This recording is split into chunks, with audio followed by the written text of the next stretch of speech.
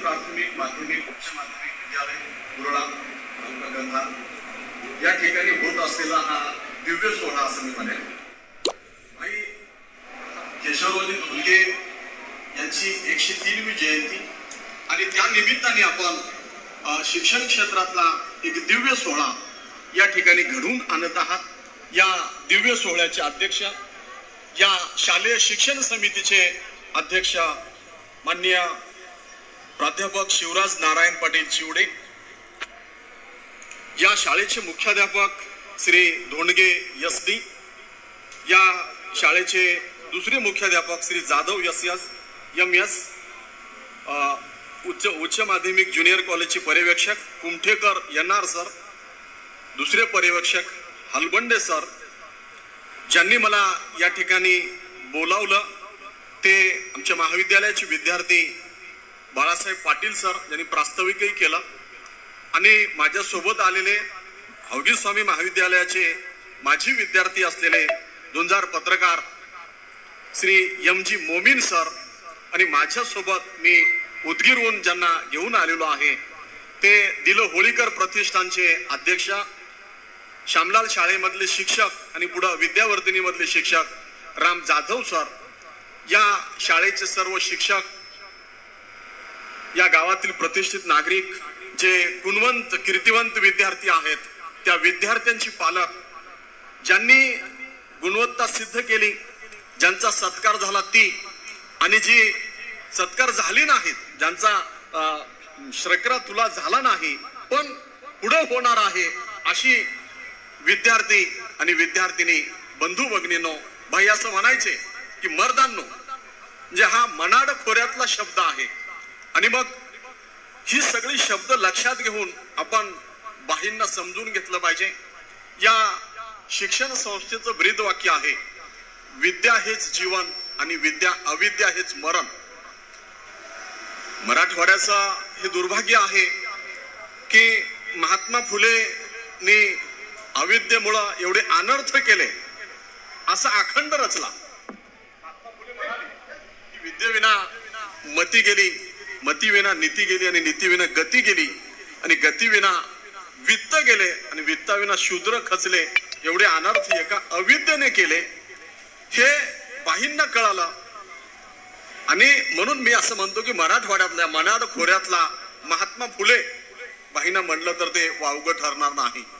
कारण शिक्षण संस्थेला ब्रीदवाक्य वेगवेगळी देता येतात, पण जेव्हा आपण लोकशाही शासन पद्धती स्वीकारली, लोकांचं राज्य आणण्याची शासन पद्धती स्वीकारली, तेव्हा गोविंदभाई शराफच्या अगोदर स्वामी रामानंद तीर्थांनी मराठवाड्यामध्ये पहिलं महाविद्यालय चालू केलं, ते नांदेड एज्युकेशन सोसायटीचं पीपल्स महाविद्यालय। त्याचं ब्रीदवाक्य आहे, कर्माचे डोळे ज्ञान, निर्दोष पोवावे। आता याचा अर्थ, आणि विद्या हेच जीवन आणि अविद्या हेच मरण, अर्थ सारखा आहे। बाईंना सुद्धा असं शुभासित ब्रीद वाक्य देता आला।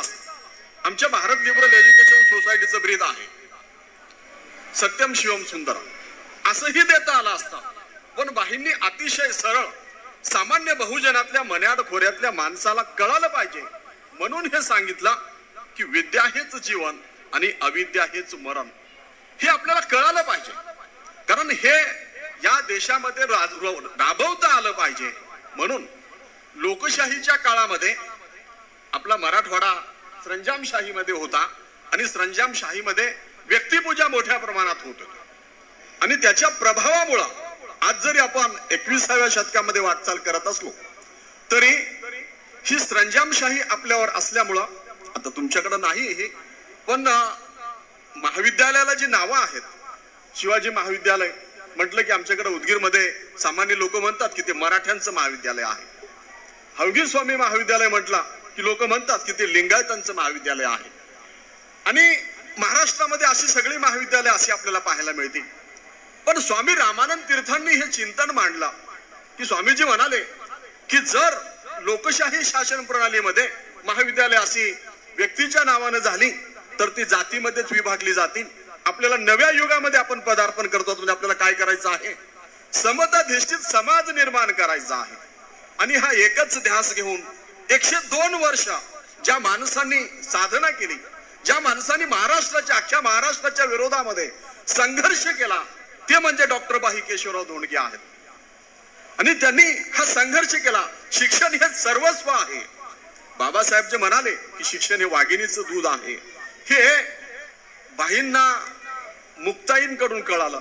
त्यांच्या आई मुक्ताबाई यांचा जी इच्छा होती ती त्यांनी पूर्ण करण्यासाठी हा प्रयत्न केला. आपण पाहतो की आज शिक्षणाची अवस्था काय आहे. शिक्षण अलीकडं गांधी म्हणायची पूर्वी की खेड्याकडे चालला म्हणून, अलीकडं विद्यार्थी हा शहराकडून खेड्याकडे जातो आहे. आणि हे अलीकडं नवीन शैक्षणिक धोरण हायर एज्युकेशन प्राथमिक पासून ते हायर पर्यंत डॉक्टर कस्तुरी रंगननी मांडलेलं अतिशय उत्कृष्ट धोरण आहे. प्रत्येक विद्यार्थी स्वावलंबी झाला पाहिजे यासाठीच हे धोरण आहे. ते आता राबवले जाते आहे. पण विद्यार्थी हे शहरातल्या कॉलेजकडे न येता खेड्याकडे जात आहेत. आम्ही जेव्हा शिक्षण घेत होतो त्या काळामध्ये मराठवाड्यातलं पुणे म्हणून उदगीरला लोक गर्दी करायची. उदगीरला जी शैक्षणिक प्रयोग नाय डोळे सरांनी केली ते प्रयोग पूर्ण महाराष्ट्रभर गाजले. पण तुम्ही इथं जे प्रयोग करता मनाड खोऱ्यामध्ये, या मराठवाड्यामध्ये जी सरंजामशाही होती, जी दारिद्र्य होतं, ह्या सगळ्याच्या विरोधामध्ये हे सगळे प्रयोग करणं ही सामान्य बाब नाही, ही अतिशय असामान्य आहे. पण या लोकांना ते पटवून देण्यासाठी बाहींनी शिक्षण संस्था मोफत एज्युकेशन सोसायटी नावाची 1948 ला काढली. तर पाटील सर सांगत होते.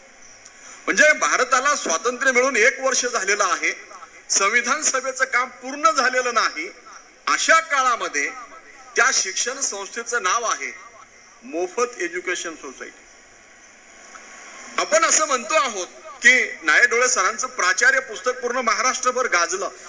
का गाजलं? तर डोळे सरांनी परिपत्रक काढलं होतं. शिक्षणाचे अनेक प्रयोग केले. काय परिपत्रक काढलं? की तुम्हाला प्रवेश महाविद्यालयामध्ये मोफत दिला जाईल. इलिजिबिलिटीचे 10 रुपये तुम्ही मुगावर भरा, दुसरी जी फीस आहे ती 10 रुपये कापसावर भरा. अशा पद्धतीचे परिपत्रक काढले. ही गोष्ट पूर्ण महाराष्ट्रभर चर्चेत होती. आजही आम्ही महाराष्ट्रामध्ये ज्या शैक्षणिक संस्थांमध्ये जातो तिथे लोक म्हणतात सर उदगीर म्हणजे डोळे सर, आणि डोळे सरांनी असे प्रयोग केले. पण ह्या अशाच पद्धतीचे त्याच तोलामोलाचे प्रयोग शिक्षण क्षेत्रामध्ये भाई केशवराव धोंडगेंनी केले.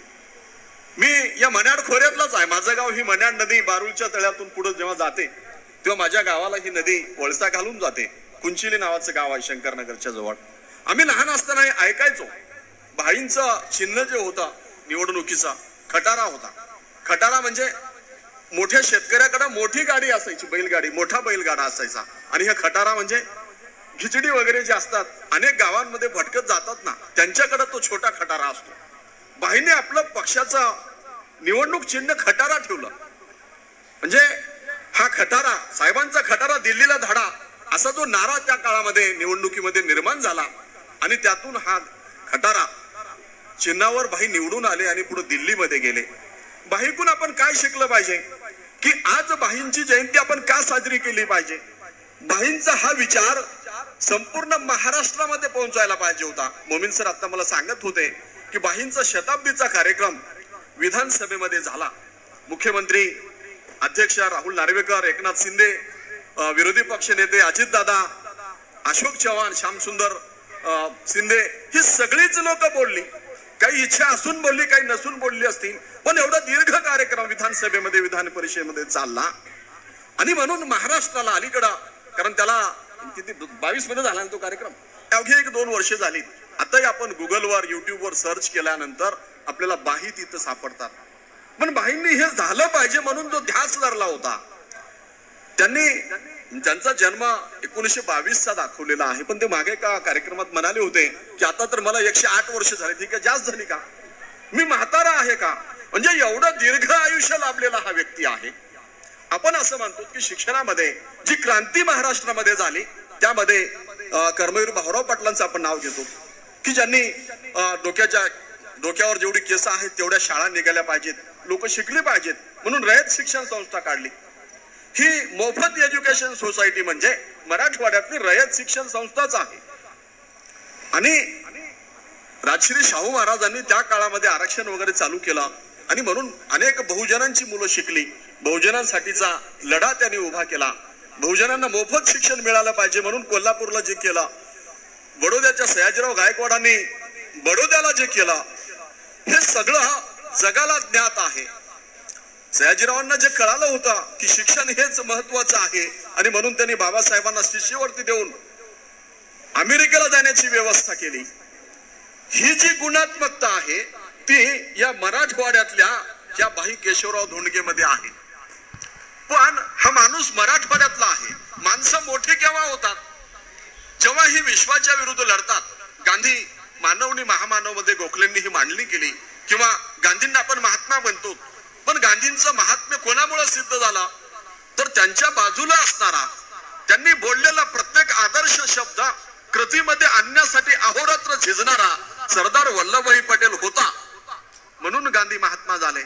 तसं भाईच्या आजूबाजूला मी म्हणून सरांना विचारत होतो की भावी असताना मग हे सगळं बाकी कोण सांभाळायचं? ते म्हणाले गुरुनाथ कुरुडे साहेब सांभाळायचे.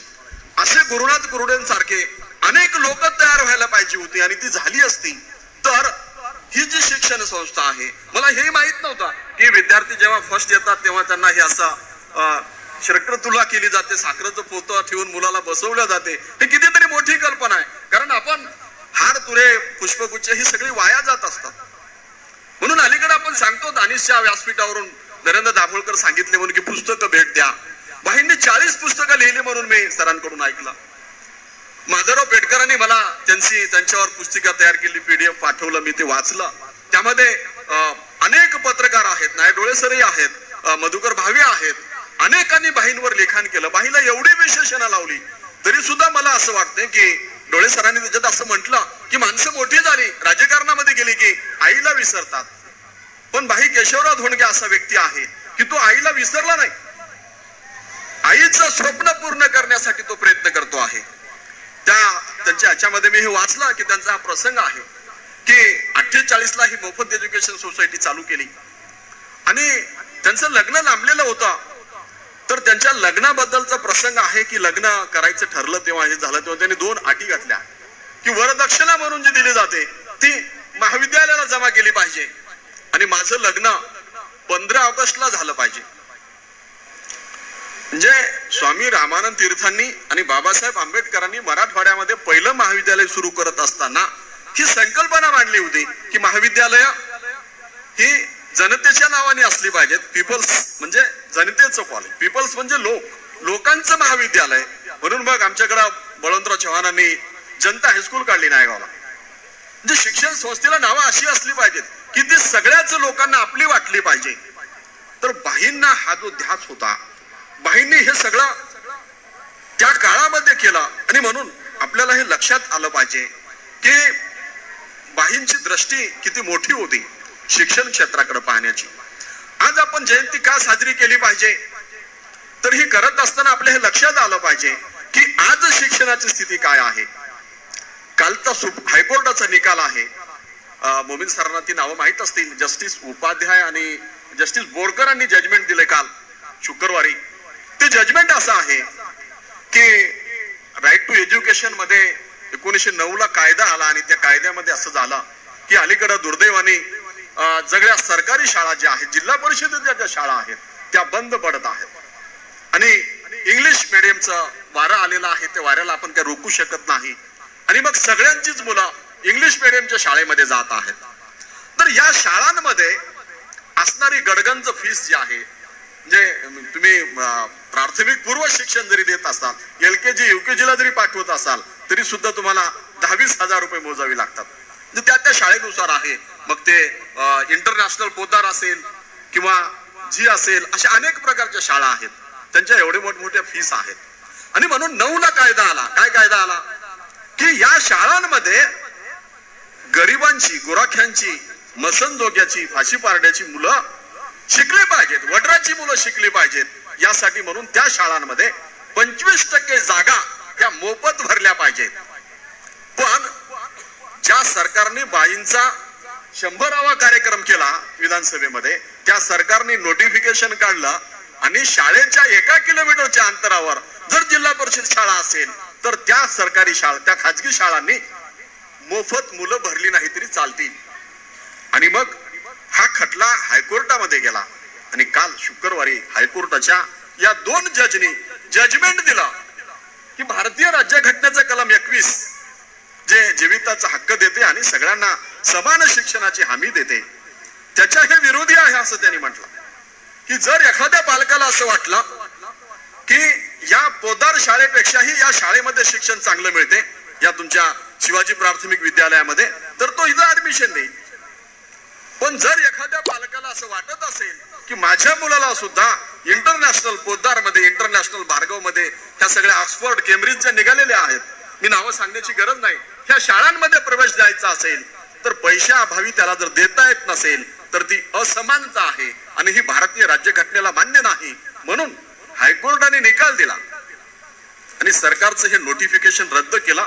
हा कालचा निकाल आहे आणि मी तो वाचताना पाहताना माझ्या लक्षात आला की अरे म्हणजे भाई महाराष्ट्राला सांगणं किती आवश्यक आहे. मोफत शिक्षण मिळालं पाहिजे त्यांचा तो हक्क आहे आणि सरकारचं धोरण ते देऊ नये हे आहे. तर या धोरणाच्या विरोधामध्ये न्यायालयाला निकाल द्यावा लागतो आहे.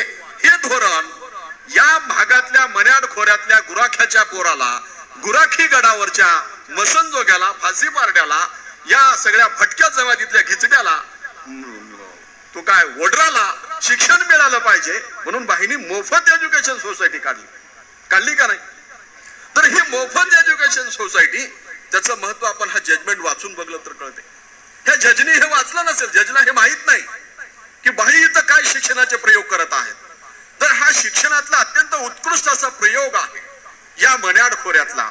इथला माणूस हा भोळा भाबडा शिकलेला नाही. बाई म्हणायचे बाईंचा 2017चं भाषण मला आठवते.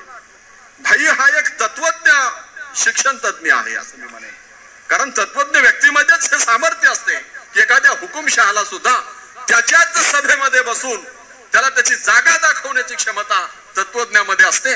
आणि ही तत्वज्ञ सांगताना आम्ही सांगतो की भारताचे दुसरे राष्ट्रपती सर्वपल्ली राधाकृष्णन ज्यांनी आपला जन्मदिवस शिक्षक दिन म्हणून साजरा करायचा ठरवला ते भारताचे पहिले राजदूत म्हणून कुठे गेले रशियाला गेले आणि रशियाचा साम्यवादी नेता असणारा स्टॅलिन हा अत्यंत हुकुमशाह म्हणून प्रसिद्ध आहे. स्टॅलिनच्या समोर अनेक देशाचे राजदूत बोलायची हिंमत करायचे नाहीत आणि म्हणून नेहरूंनी स्टॅलिन हा राधाकृष्णन हा शिक्षक होता पुढे हिंदू बनारस विद्यापीठामध्ये कुलगुरू होते त्यांना बोलून घेतलं आणि त्यांना राजदूत म्हणून रशियाला पाठवलं. 1950 ची गोष्ट आहे. तर त्या स्टॅलिनला बोलताना स्टॅलिन मग त्यांना सगळं फिरून दाखवत आहेत रशियाची प्रगती दाखवत आहेत. ते सगळे पाहताना राधाकृष्णन म्हणाले की मला शंका नाही कशाची की तुम्ही एवढी प्रगती केलेली आहे विज्ञानाने की तुम्ही माशासारखा पाण्यामध्येही आता पाहू शकता कारण त्यांनी पाणबुड्या दाखवल्या होत्या युद्धासाठी किती प्रगती आहे आमची. आणि विमानं सगळे आपण जे आता अलीकडं चीनच्या सीमा बॉर्डर सुरक्षित ठेवण्याकरता फ्रान्स कडून सुखोई मिसाईल मागवल्या ना अशा मिसाईल वगैरे सगळ्या दाखवल्या. ते सगळं पाहिल्यावर राधाकृष्णन म्हणाले की मला बिलकुल शंका नाही की तुम्ही आकाशामध्ये पक्ष्यासारखा आणि समुद्रामध्ये माशासारखं चालू शकता. मला फक्त एकच शंका आहे की तुम्ही माणसासारखं वागू शकता का नाही. आता हे जे वाक्य आहे माणसासारखं वागू शकता का नाही हे मिस्किलपणे त्या हुकुमशाला मारलेला टोला होता तो स्टॅलिनला कळाला नाही. स्टॅलिन खुश झाला. तसं या सत्राच्या सभेमध्ये व्यासपीठावर राजकारणातला अत्यंत मुत्सद्दी म्हणणारे शरद पवार आहेत. महाराष्ट्राच्या राजकारणातला तो एक प्रकारचा स्टॅलिनच आहे असं समजा. तर त्या व्यासपीठावर भाई केशवराव धोंडगे बोलले त्याचं भाषण तुम्ही जर पुन्हा पुन्हा ऐकलं तर त्यामध्ये तत्वज्ञाला शोभेल अशी तत्वज्ञाची व्याख्या सापडतात. ते भाषणाला उठले आणि म्हणाले की ही बारामती म्हणजे भानामती केगामती आणि हा तिथला वाघ या वाघाला पंतप्रधान करा पण नाही मन की बात अरे ते सोडा याला पंतप्रधान करा असं मी म्हणतो म्हणाले. आणि दुसरीकडे ते काय म्हणाले की हा पट्ट्या कधी कोणाला फोडतो काही पता लागत नाही माझ्या जावयाला यानं फोडला. हा बिनचिमुळ्याचा नारद आहे म्हणाले. म्हणजे नारदालाही जे जमलं नाही ते करण्याची ताकद ह्याच्यामध्ये आहे. हा नुसता मती नाही पती नाही म्हणजे घरचा तर पती आहेच कुलपती आहेच पण कळपती सुद्धा आहे असं ते म्हणाले. कळपती म्हणजे काय म्हणजे आत्र्यांना मी म्हणणाऱ्या संपादकाला गिरीश कुबेरांना सुद्धा हे कळालं नसेल. अशा पद्धतीने त्याच्याच व्यासपीठावर त्याच्याच सत्कारामध्ये शरद पवारांचा तो सत्कार आहे. काय सत्कार आहे? 50 वर्ष संसदेतली पूर्ण केली म्हणून सत्काराचा कार्यक्रम आहे. आणि त्या व्यासपीठावर भाई हे बोलत आहेत. हे बोलण्यासाठी एक तत्वज्ञता लागते आणि एक मोठं आत्मबळ लागते की ती हिंमत, ती निर्भीडता या मनार खोऱ्याच्या मातीत होती. आणि असा हा मण्याड खोऱ्यातला या भागामध्ये 100 वर्ष वावरलेला गुराखी गडाला न्याय मिळाला पाहिजे. अरे गुराख्यांचं जीवन तुम्हाला काय माहित आहे? भाई म्हणायचे की गुराख्यांचं काय माहित आहे तुम्हाला? कारण आपण तत्वज्ञानामध्ये हे शिकवतो की नॉलेज आणि विजडम, शहाणपण या दोन्हीमध्ये खूप अंतर आहे. आता हे विद्यार्थी आहेत, त्यांना किती कळेल माहित नाही, पण शिक्षकांसाठी म्हणून सांगतो की किती कळते हे माहित नाही. हे दोन्हीमध्ये खूप अंतर असते. सॉक्रेटिसांनी सांगितलं, एक विद्यार्थी आला त्याच्याकडे, हा आता हे जे फर्स्ट आलेले विद्यार्थी त्यांच्यासारखा, की सर मला ज्ञान पाहिजे.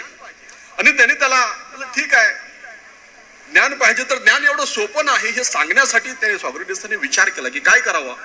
त्याने त्याला पकडला, त्याला म्हणलं ठीक आहे माझ्यासोबत ये. आणि तू गेला.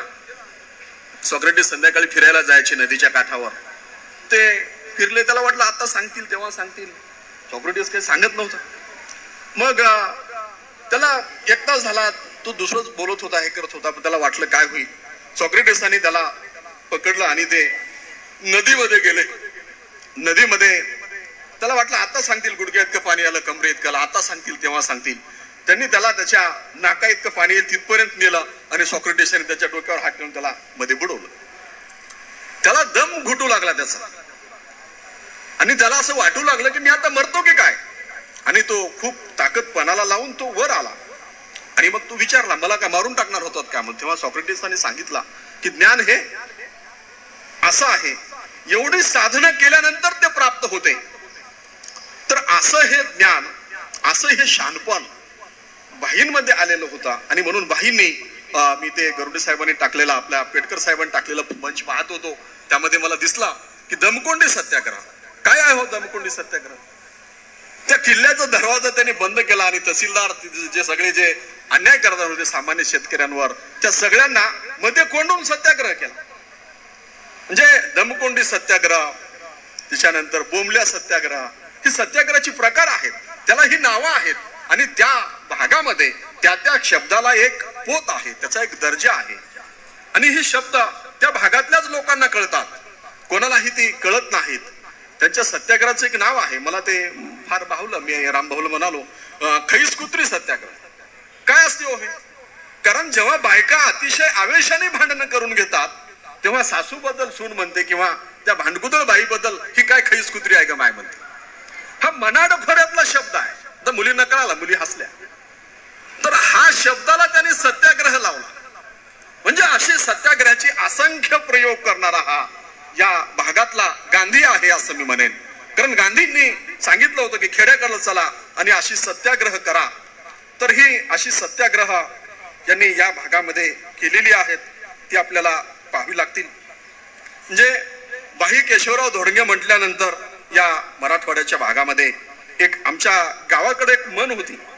लोक असं म्हणायचे, आपण ना शेतामध्ये खत, गावात पत आणि घरामध्ये एक मत, असे ती भाई अनेक भाषणांमध्ये सांगायचे.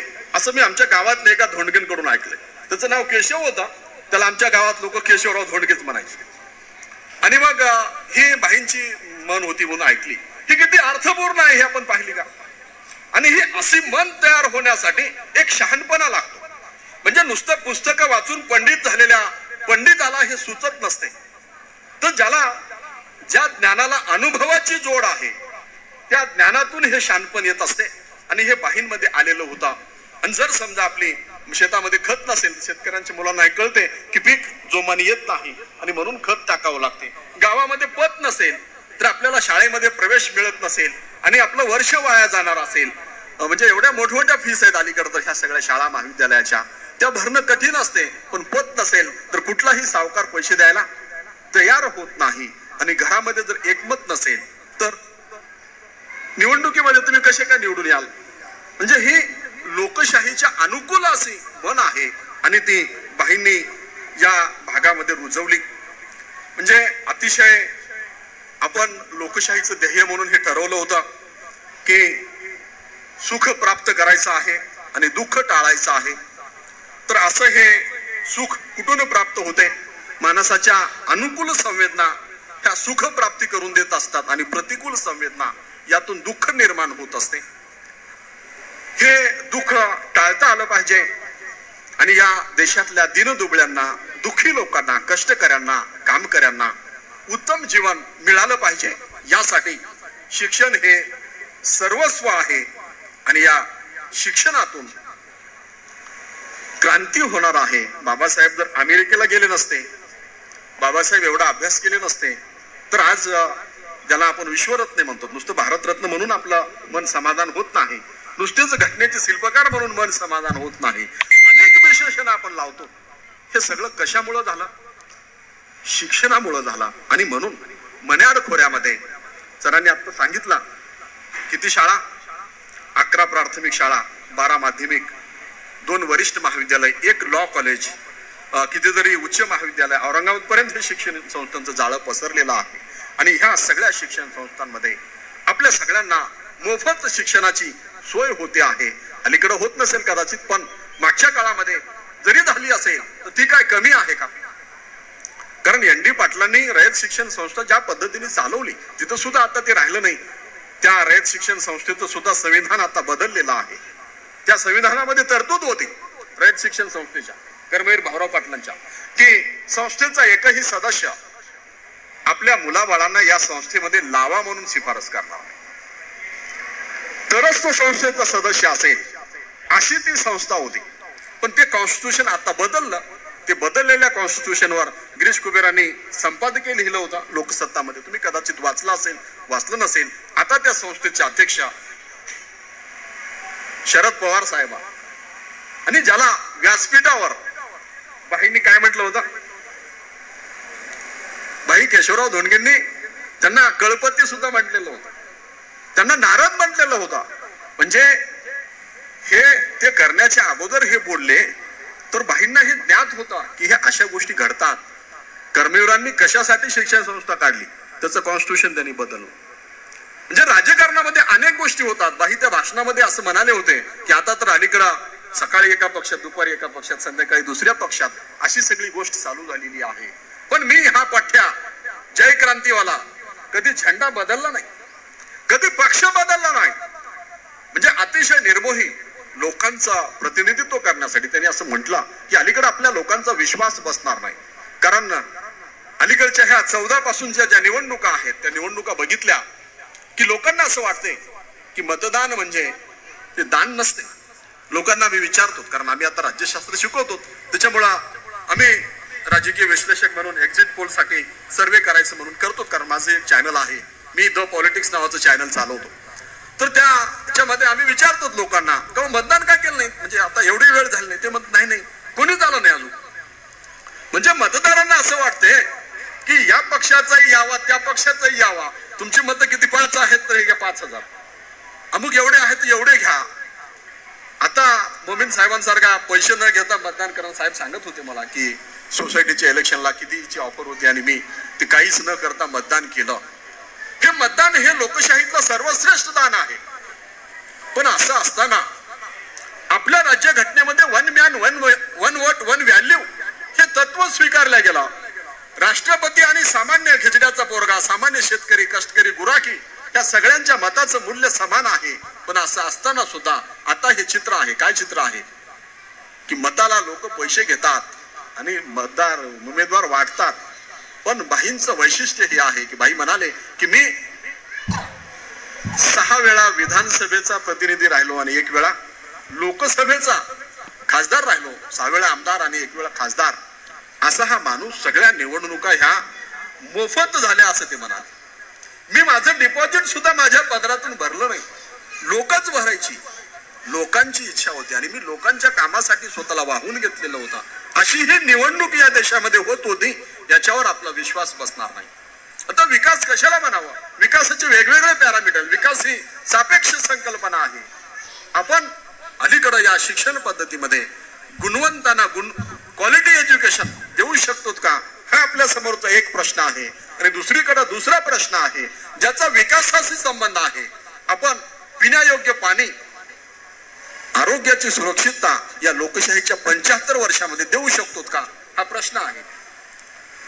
काल संजय आवटे या जजमेंटच्या संदर्भात बोलताना म्हणत होते की फ्रान्समध्ये विकासाची संकल्पना आहे. तिथे एका हॉटेलमध्ये ते गेले आणि गेलं तेव्हा आपल्याकडे हॉटेलमध्ये गेलो की आपण आता आम्ही इथं आलो की आम्हाला हे मिनरल वॉटरची बॉटल आणून ठेवली समोर. तिथं पाण्याची बॉटल आणून ठेवलेली नव्हती म्हणून त्यांनी त्या वेटरला विचारलं की अरे पाणी दिलं नाही, पाण्याची बॉटल नाही. तर तो म्हणाला जे तुम्ही आता बाथरूमला जाऊन आल्यानंतर तिथं जे पाय धुलात ते पाणी आणि हे सगळं पाणी मिनरलच आहे. म्हणजे पाणी पिण्यासाठी वेगळं आणि हातपाय धुण्यासाठी वेगळं असं नाही. पूर्ण पाणी या हॉटेलमध्ये जेवढं या फ्रान्समध्ये जिकडं जे पाणी आहे, म्युन्सिपाल्टी जे पाणी सोडते ते सगळं पाणी मिनरल आहे. याला म्हणतात विकास. आपण असं म्हणालो होतो की इंटरडिसिप्लिनरी मध्ये राज्यशास्त्राच्या विद्यार्थ्याला सुद्धा आपण हे पीएचडीचा थिसिस दिला पाहिजे. काय दिला पाहिजे की त्या विद्यार्थ्यांनी पीएचडीचं संशोधन कशावर केलं पाहिजे. तर या गावची पंचायत समिती, या गावची गावाची लोकसंख्या किती आहे, या गावाच्या लोकसंख्येला किती पाणी लागते आणि हे सगळं पाणी हे बॉटल जर बंद करायचं असेल, पूर्ण पाणी जर मिनरल वॉटर करून सोडायचं असेल तर किती खर्च येतो, याच्यावर संशोधन करावं आणि ते विद्यापीठाला सादर करावा. तेव्हा ते संशोधन राज्यकर्ते अंमलात आणतील. आणि राज्यकर्त्यांना हे अंमलात आणा असं आपल्याला सांगता येईल, पण आपणही हे करत नाही आणि सरकारकडेही याचा डाटा नाही, शिकलेली लोक हे देत नाहीत. ह्या सगळ्या गोष्टी शहाणपणातून येतात आणि अशा पद्धतीची सुविधा आपल्याकडे अद्याप नाही. ती आम्ही लहान असताना होती, पण आपल्याला वाटायचं की विकास झाला नाही. आता आपण म्हणतो की आपला हा इंडिया आहे, शायनिंग इंडिया आहे, डिजिटल इंडिया आहे, विकास झालाय. पण आता पाणी, आम्हाला वर्गात शिक्षक सांगायची की दुधापेक्षा पाणी महाग विकेल, तर आम्हाला हसू वाटायचं, कसं शक्य असं वाटायचं. पण आता बॉटल जर सीलबंद नसेल तर आपण पाणी पित नाही, मीच पाणी पित. पण लहान असताना जेव्हा मी माझ्या गावातून शंकरनगरला शाळेला जायचो, 5-6 किलोमीटर, जुन्या गावात ते 6 किलोमीटर आहे, जायचो तेव्हा रस्त्यातल्या नदी नाल्यांचं पाणी प्यायचो. भाकर सोडायची, शिदोरी आपली बांधलेली गाठी सोडायच्या चिंदकाच्या आणि त्याच्यातली भाकर, ठेसा, दही काय ते खायचं आणि त्या नाल्याचं पाणी प्यायचं, पुढे जायचं. बॉटल वगैरे असायची नाही. मग आपल्याला असं म्हणावं लागेल आता की आम्ही तेव्हाच विकसित होत होतो का काय. म्हणजे आता आपल्या समोरचा प्रश्न हा आहे की आपली लोकसंख्या एवढी मोठ्या प्रमाणात वाढलेली आहे, तेव्हा या बाईच्या 103व्या जयंतीच्या निमित्ताने आपण हा संकल्प केला पाहिजे. आपल्याला हे समजून घ्यावं लागेल की हे जे प्रदूषण वाढलेलं आहे, लोकसंख्या ही जी आपली समस्या झालेली आहे, हिला आपल्याला पॉवर मध्ये कन्वर्ट करावं लागेल, हिला शक्तीमध्ये परिवर्तित करावी लागेल. प्रत्येक व्यक्तीच्या हाताला काम द्यावं लागेल आणि प्रत्येक व्यक्तीला हे सांगावं लागेल की मी माझा कचरा, ही बॉटल रस्त्यावर फेकून न देता ती कचरा कुंडीत टाकली, योग्य ठिकाणी टाकली तर प्रदूषण होणार नाही. आपण प्रदूषण एवढं वाढवलं की आता या देशातला सगळ्यात मोठा प्रश्न काय असेल तर तो कचरा व्यवस्थापनाचा आहे. आज तुम्हाला ते खरं वाटणार नाही, मला तेव्हा खरं वाटलं नव्हतं, तसं तुम्हालाही खरं वाटणार नाही. पण पुढच्या काळामध्ये मोठमोठ्या शहरांचा कचऱ्याचं काय करावं हा प्रश्न आहे. जिथं कचरा डेपो टाकला जातो त्या ठिकाणी पावसाचं हे पाणी पडून मुरल्यानंतर ते सगळं घाण पाणी पुढच्या नदीला येते आणि त्या नदीच्या पात्रातली सगळी जीवसृष्टी नष्ट होते. सगळे मासे तडफडून मरतात आणि त्या नदीच्या काठावरच्या गावातल्या लोकांनी पाणी पिलं तर त्यांना असाध्य असे रोग होतात. कोण जिम्मेदार आहे याला? म्हणजे सगळे शहर अशा पद्धतीचे होत आहेत याचा आपल्याला विचार करावा लागेल. आपण सगळी झाडं तोडून टाकली. कोरोना आपण पाहिला, कोरोनामध्ये पॉझिटिव्ह आला तर बापासमोर सोबत लोक जात नव्हता, अशी अवस्था होती का नाही? का झाली, का होती ही अवस्था? कारण जी झाडं ऑक्सिजन देतात ती झाडं आता नाही. आपल्याला सांगावं लागते आहे नव्या पिढीला की झाडं लावा. झाडं नुसतं लावून भागणार नाही. आता आपल्याला सांगावं लागेल की ती झाडं सुरक्षितता त्याची करा, त्याचं संवर्धन करा, त्याचं संगोपन करा. आणि ही उद्याची प्रश्न आहेत आणि ह्या शिक्षण व्यवस्थेसमोर आहेत. आज गुणवंत विद्यार्थी महाविद्यालयात यायला तयार नाही. आम्ही महाविद्यालयात विद्यार्थी आर्ट फॅकल्टीला मी शिकवतो, मुलं यायला तयार नाहीत, पण आम्ही गावोगाव जातो. तर आज चित्र हे आहे की आम्ही आमच्या भागातल्या ह्या सगळ्या कॉप्या जे चालायच्या त्या सगळ्या पद्धतीच्या विरोधामध्ये संघर्ष करायचो.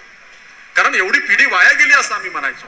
कारण गांधींनी असं सांगितलं होतं की प्रत्यक्ष कृतीविना मिळवलेलं ज्ञान हे शृंगारलेल्या प्रेतासारखं आहे.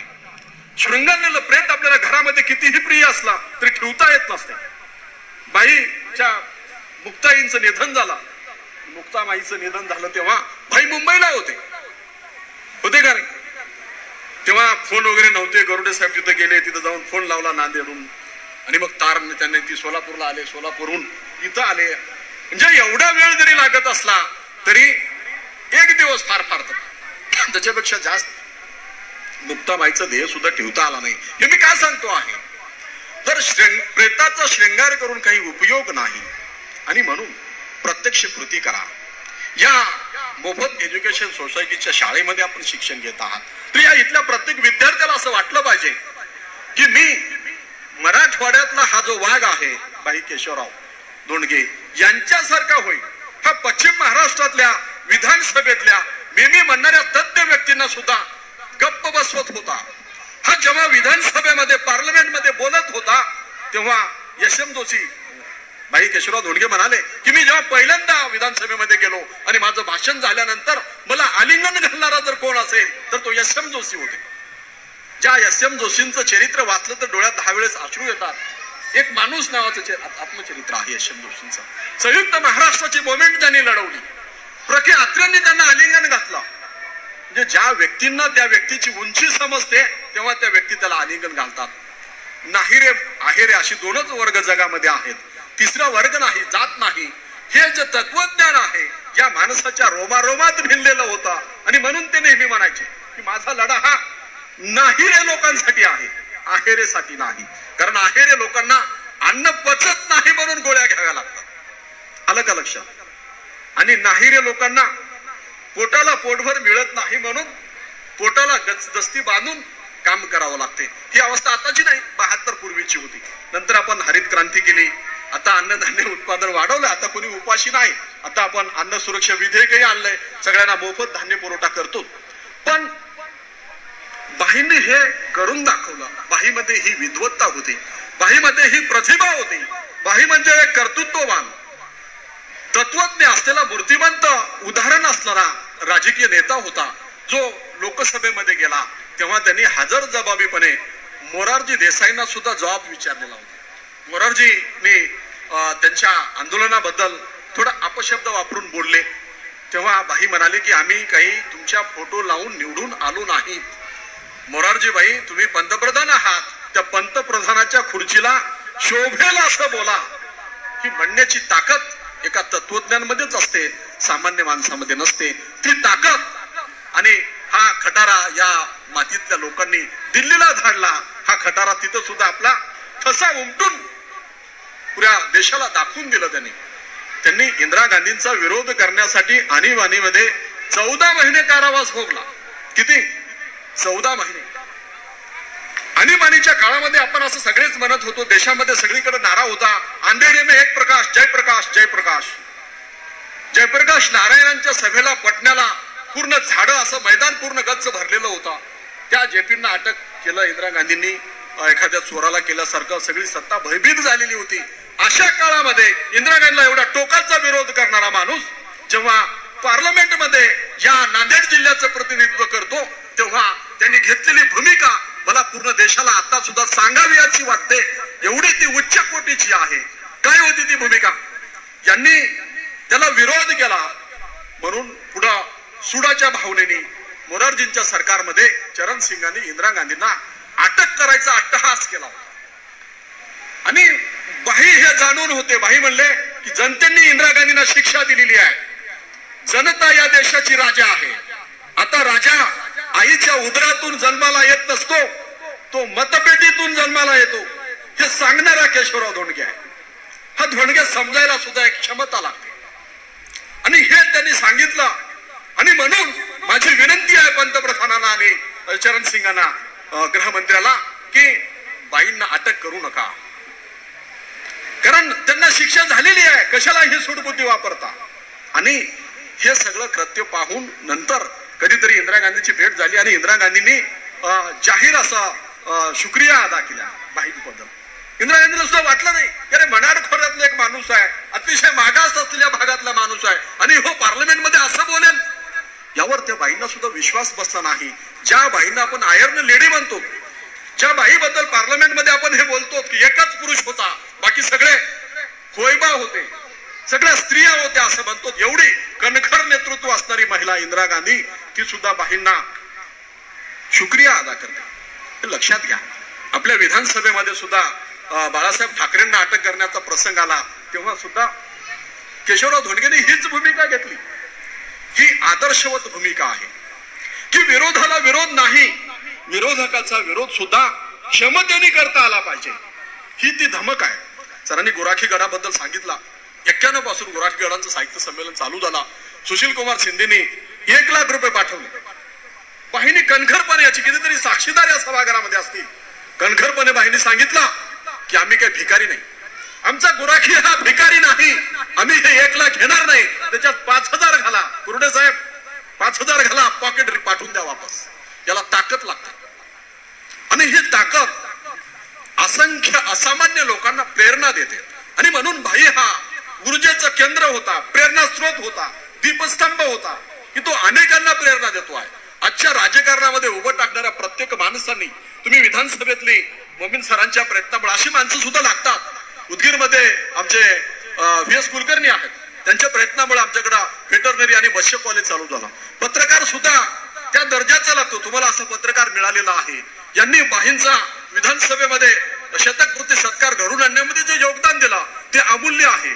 ते झालं म्हणून आज महाराष्ट्राला बाई ऐकायला मिळतात. ते सभागृह सगळं म्हणत होता. राहुल नार्वेकर म्हणत होते की ज्या सदस्याला, ज्या आमदाराला इच्छा आहे त्यांनी पार्लमेंटमध्ये जावं आणि बाईंची भाषणं वाचून पाहावी, तेव्हा कळेल तुम्हाला की बाई काय होते, बाई कशा पद्धतीने बोलायचे, बाई किती हजरजबाबी होते. लक्षवेधी सूचनांमध्ये प्रश्न विचारायचा असतो तेव्हा सभापती म्हणाले बाईंना की असं लांबलचक बोलू नका, मुद्द्याचं बोला, प्रश्न मांडा. बाईंनी हजरजबाबीपणे प्रश्न केला की मी तुमचे आभार मानतो आहे, ते आभार तुम्ही स्वीकारणार आहात की नाही, म्हणून माझा प्रश्न आहे. ही क्षमता जेव्हाच येते जेव्हा त्या व्यक्तीमध्ये शहाणपणा असतो.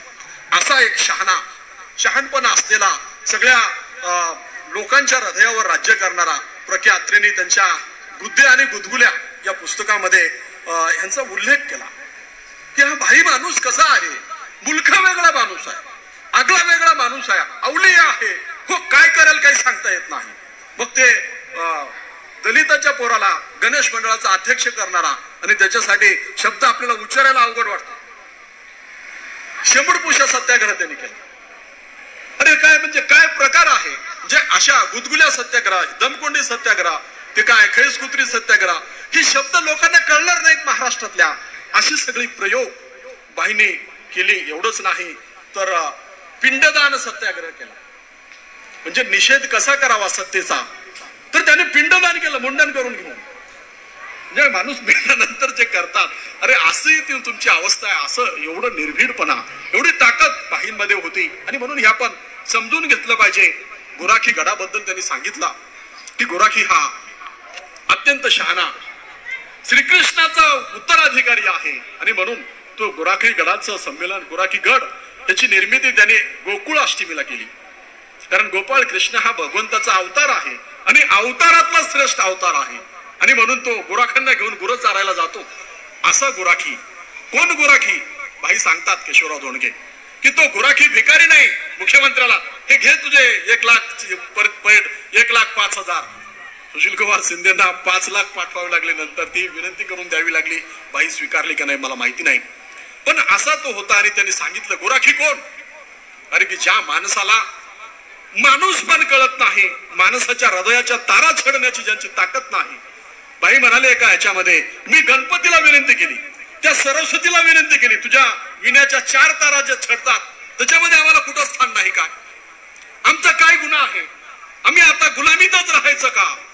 असा प्रश्न बाई करायचे. बाईंनी सांगितलं ते फार मोठं तत्वज्ञान आहे. बाई म्हणाले की हा गुराखी, आम्ही नुसतं माणसाच्या भावना ओळखू शकत नाही, हा गुराखी गायींच्या भावना ओळखतो. न शिकलेला, खांद्यावर घोंगडं टाकलेला, काठी घेऊन गुरं वळायला जाणारा, आवाज दिल्याबरोबर गाय येते. तो गाईला नावानिशी बोलतो, पार्वती म्हणतो, सरस्वती म्हणतो, आणि ती गाया शेतामध्ये याच्यात न खाता त्या गुराख्याच्या जवळ जातात. म्हणजे ज्या माणसाला प्राण्यांच्या भावना कळतात तो माणूस श्रेष्ठ का ज्याला माणूस कळत नाही तो माणूस श्रेष्ठ? हा प्रश्न विचारण्याची ताकद भाई केशवराव धोंडगेंमध्ये होती.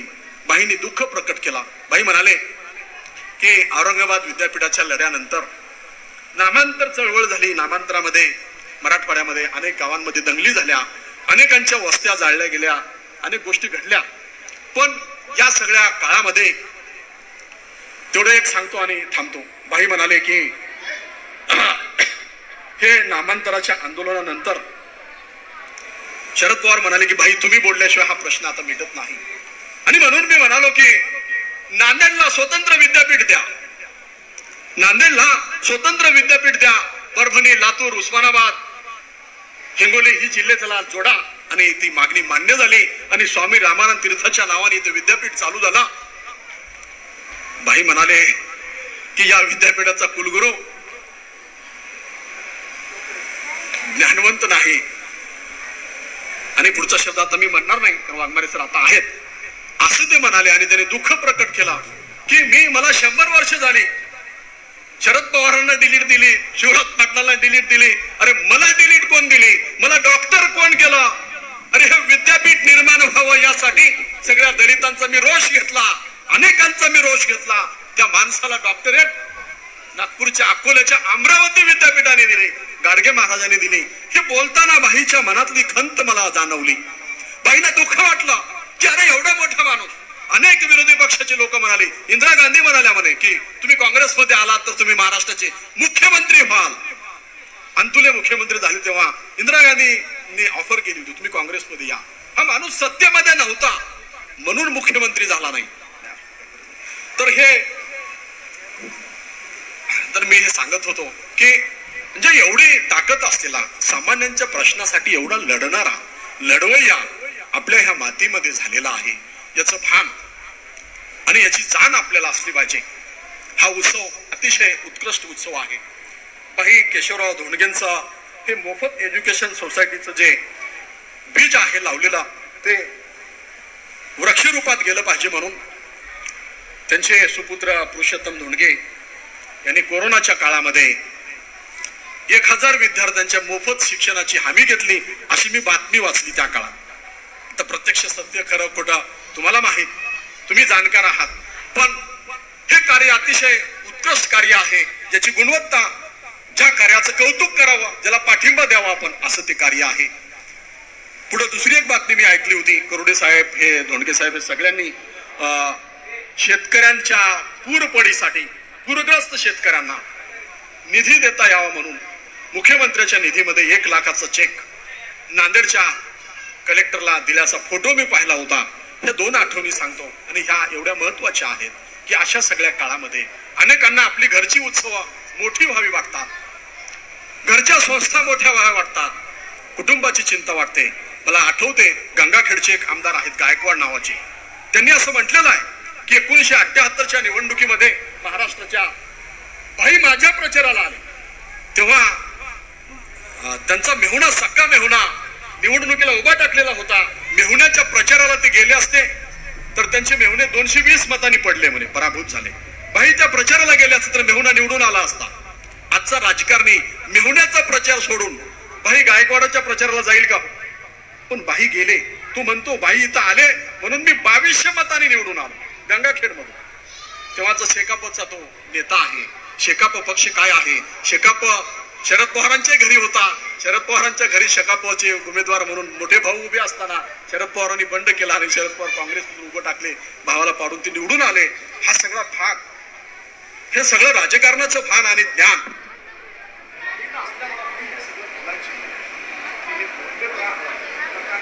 सर्वसामान्यांच्या हृदयाच्या तारा छेडायचा. लाईट गेली का काय? आला. बाईचा आवाज असा बुलंद होता.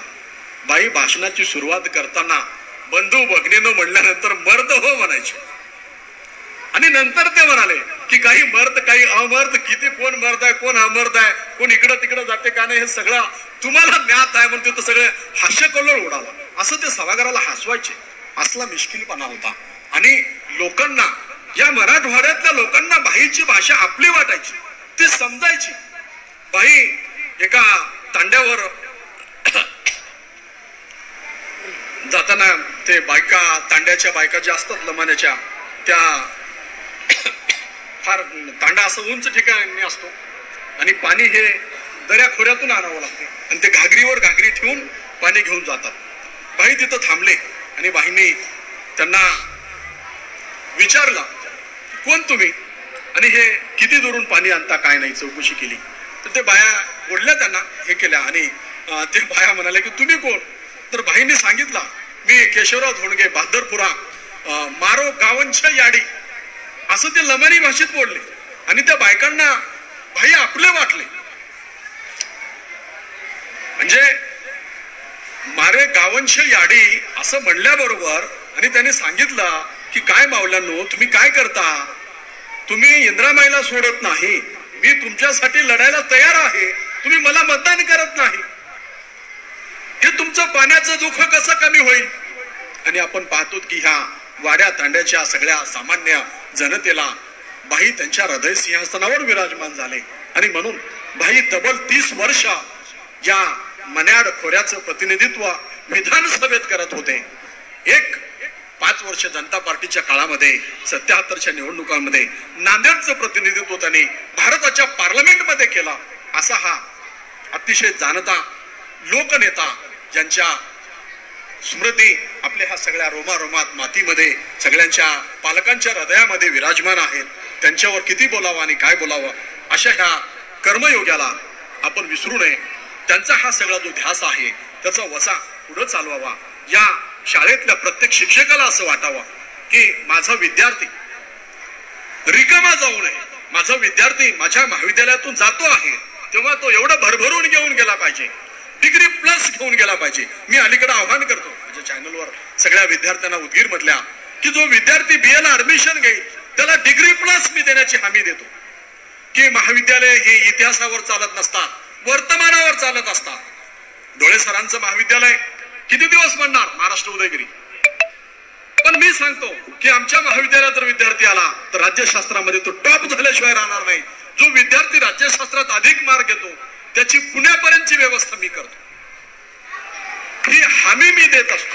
का तर हा जो संदेश आहे, हा जो लढा आहे, हा बाईंनी उभा केलेला आहे. बाईंनी सांगितलं की ज्ञान ही शक्ती आहे. या शतकातली सगळ्यात मोठी पॉवर जर काय असेल तर ती ज्ञान आहे. आणि हे असं शिक्षण आपल्याला घेता आलं पाहिजे. शिक्षकाने ही तळमळ करावी की विद्यार्थी माझ्याकडून रिकामा जाऊ नये. एकदा एक गोष्ट सांगतो तुमच्यासाठी आणि भाषण संपवतो.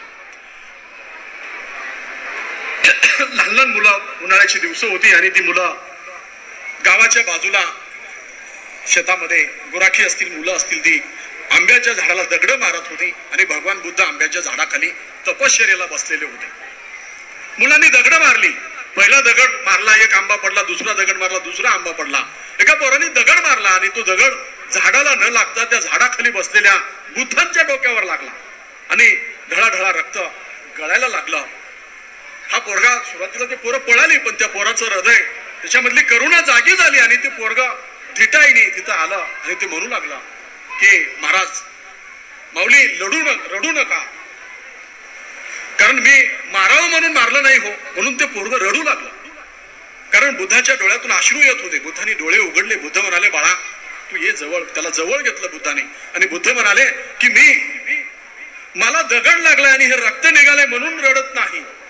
माझं दुःख काय आहे तर माझं दुःख हे आहे की तुम्ही एक दगड मारला, एक आंबा पडला, दुसरा दगड मारला, 2 आंबे पडले. ते न बोलणार, सजीव असणार पण माणसा एवढं ऍक्टिव्ह नसणार, एका जागी स्थिर असणारं झाड तुमच्या दगडानंतर तुम्हाला आंबा दिला. मी तुम्हाला काहीही देऊ शकत नाही, याचं मला दुःख आहे. हे भगवान बुद्धांनी सांगितलं. हे प्रत्येक शिक्षकांनी आपल्या अंतःकरणामध्ये ठेवावं.